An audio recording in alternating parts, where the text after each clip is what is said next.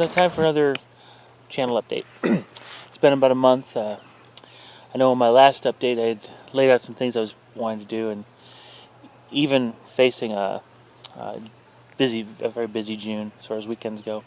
And as you can see, I'm not home. Maybe you can't see.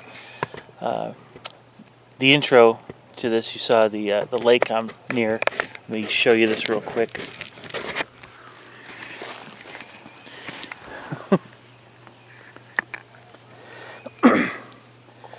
I'm back here in a nice little cove near our campsite. I'm actually at a Scout summer camp.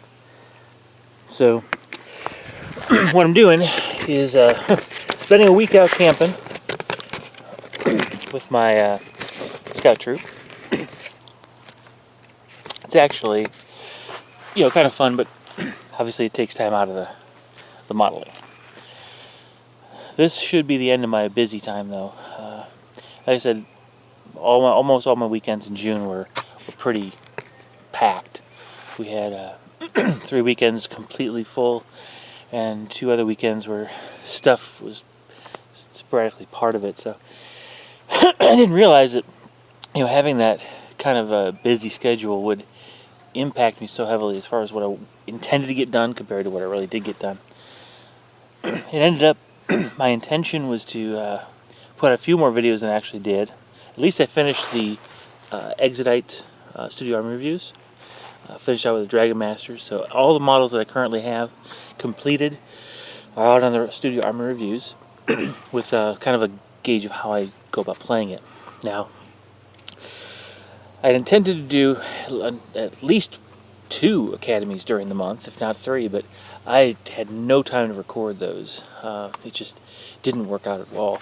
In fact, the time I normally would have spent on weekends on chores and what have you, I had to do that during weekdays, and that means I had fewer evening hours to devote to models. And at that point, then it's a trade-off: do I do models or do I do videos?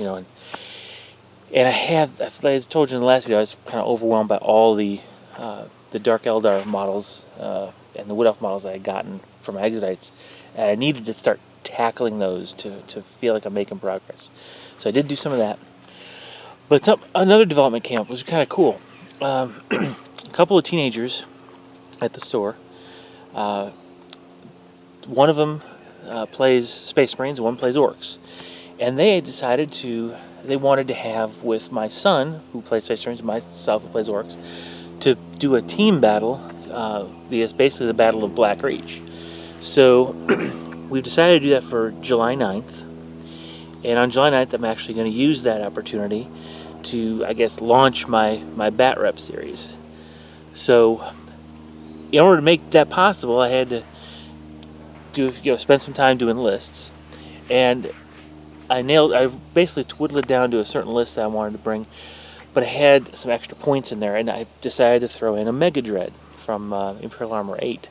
Unfortunately, I don't have a Mega Dread model, so obviously I needed to build one. And with me being gone this week, I had that much less time to build it, so about 2 full weeks of work to do it. So I thought, hey, this is a great opportunity to do a conversion corner, kind of a start to finish video, where you get to see how the build progresses from start to finish. But as I started working on it, I realized I don't have a clue how I'm going to approach this Mega Dread.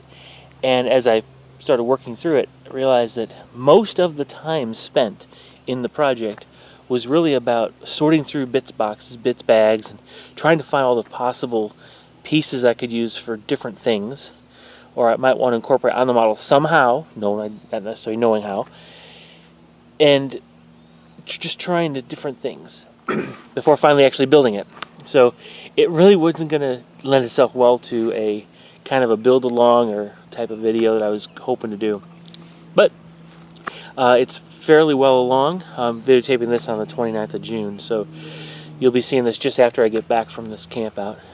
And I've got just about a week, a little less than a week to finish the details on it and paint it up. It'll be debuting in the Battle of Black Reach Bat Rep, and then I will eventually do a regular conversion corner video on it. In addition, my the week after that, my game store is going to start a campaign for Herald of Ruins Kill Team. And with the new version they've got out, I guess it's 3.1. I have to check their website again, double check. But anyway, they have a whole list of new factions they can play. And I chose to have a lot of fun with this one. I'm going to play Grot Rebels. And I've got a lot of Gretchen models, as you've seen if you walk through my Studio Army reviews for the Orcs. But the one thing I'm missing was a Mega Grot. So there's another one I had to build. And so I spent a little bit of time waiting for my parts of my Mega Dread to dry. Kind of, again, sorting through bits, trying to find different things that I could use to represent a Grot in cobbled together power armor. And I think it's turning out pretty well. But again, one of those situations where I couldn't turn it into a video, kind of build along, because most of this time is spent searching for bits and trying different things. Not too exciting. But I will do a conversion corner for that particular one. Don't know if I'll do bat reps for that kill team thing. It's kind of new. We're starting it up, and I don't really know if the audience is interested. I'm sorry, my gaming group, if they're interested in me videotaping that.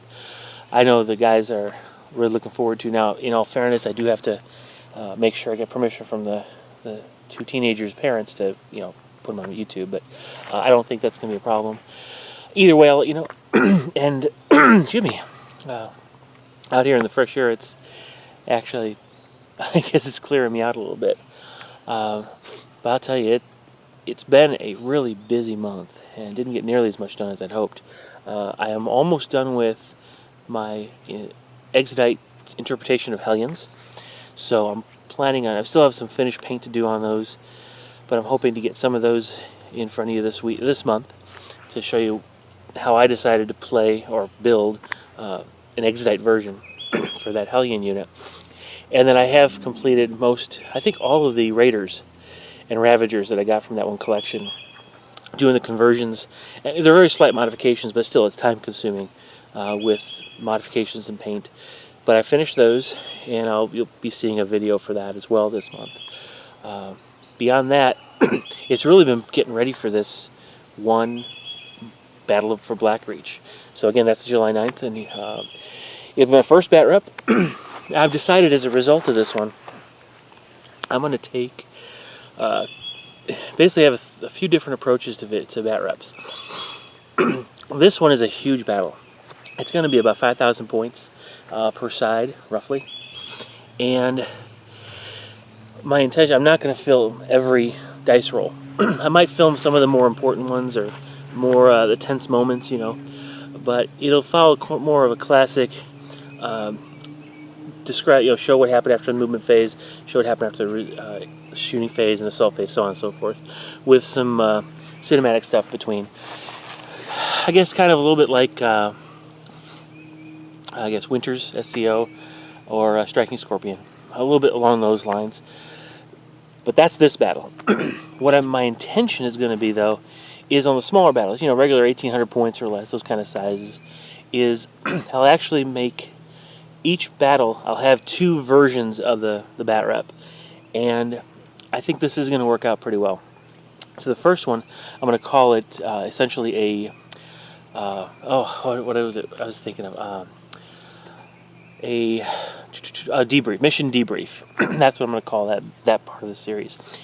And it'll be very much like videos that you see like Scary does, where we've got, you're going to go through just a very quick, here's what happened in each of the phases and the summary of the turn.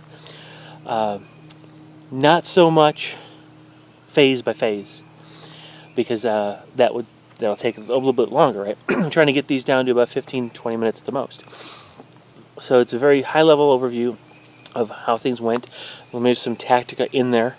Might be able to extend that a little bit, maybe describe more of what was going on and why things were going on. But we'll see how that plays out. But that same battle, I'm also going to be videotaping the whole thing, including all dice rolls. And so a second version of that I'll also release in a separate playlist will be more of a traditional bat rep, where almost the way Mini Wargaming or Jay Knight does, Mini Wargaming Jay, where you're actually seeing the dice rolls, you're seeing everything happen, and scores kept track of in real time there. So I think that way people like different things. Even I know. I mean, I prefer the longer ones. I love to sit down for an hour and watch the game play out, because it really kind of gets me in the mood, especially when it's a Friday night and Saturday's gaming. I kind of want to get in the mood, so to speak. But there are times when I just want to get some ideas and just kind of open my mind to possibilities and just get a flavor, if you will. Like, I'll watch one of Scari's short ones.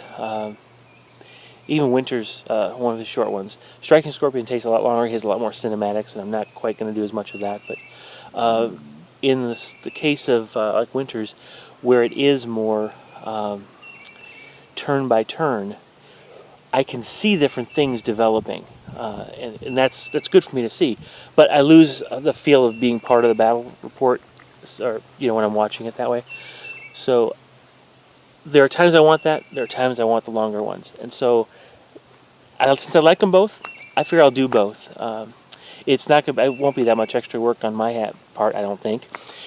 But that way, viewers can watch whichever type they like better, and they don't have to worry about, well, that one's too long. I'm not gonna worry about it. They'll get the same enjoyment out of the battles we're playing, whichever one they type, the bat rep format they particularly care for. So that's my plan, and I think that's going to work out pretty well.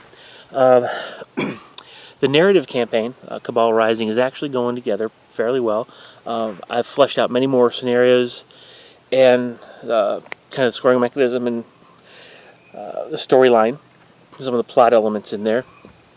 The Dark Elf Eldar player is going to be it's kind of taking a break a little bit over the summer, so we'll probably start that up later July or in August. But I'm expecting that to be a pretty fun adventure, literally an adventure. Starting out small, working to become a larger warband. Hopefully, he will make it through to his ultimate goal. But it is entirely possible that his plans will fail. In this particular case, in this narrative campaign, the story is what's key. I want to make sure all the battles are fun and exciting, but that they advance the story, and the focus is really on watching the path of this Archon from where he starts to where he eventually ends up, whatever that may be. Whether it's a win or lose, it should still be fun to watch. So it's an experiment. It's one that I'm feeling pretty comfortable about, though, so I wouldn't say it's a completely I wonder what's going to happen experiment, but I think you guys will find it interesting. Again, when it comes to that time, feel free to let me know. And I'm hoping to do these more often. It takes a lot of time to come up with a good story, so I can't promise how often I'll have narrative campaigns. But with the start of this Bat Rep series, with this Battle of Blackreach, I'm expecting to do more battle reports. I know there's some guys at the game shop that are kind of looking forward to seeing Bat Reps from actually being part of Bat Reps. So you should see more of those coming through the fall. All right. So that's what things have been going on around here. Well, not around here because I'm actually a long way from home. But that's what's been going on the channel, and hope this summer so far has been good for you guys. Let me know how your plans have laid out for the last month. Did they go as planned or not? What's up with you? So I'll see you guys in the next video. Thanks for sticking with me and watching. I'll talk to you later. Bye-bye.